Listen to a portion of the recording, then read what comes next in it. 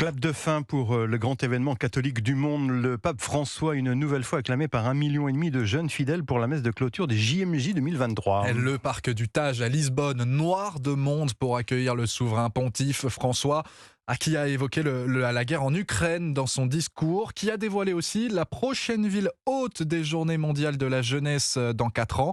Le reportage de l'envoyé spécial d'Europe 1, Alexandre Agégi. Le calme est revenu dans les rues de Lisbonne après la messe finale du pape hier, une cérémonie d'1h30 qui a conquis les fidèles.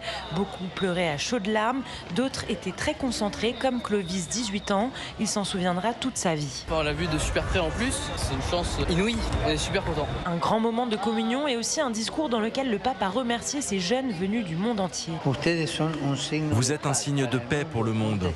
L'exemple que des nationalités, des langues et des histoires différentes peuvent unir plutôt que diviser.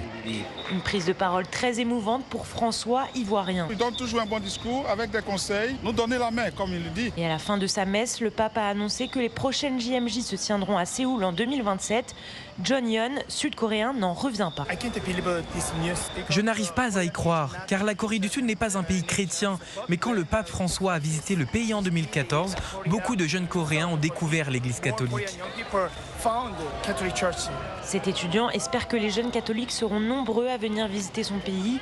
Il rêve de battre le record d'affluence des JMJ de Manille en 1995. Ils étaient 5 millions de fidèles à être venus du monde entier. Alexandre Agégi pour Europe 1. Le pape François qui a aussi eu cette petite phrase avant son déplacement déjà annoncé chez nous fin septembre. « J'irai à Marseille, pas en France », explique-t-il. Une manière d'affirmer que son arrivée ne sera pas une visite d'État mais sera consacrée à la question migratoire.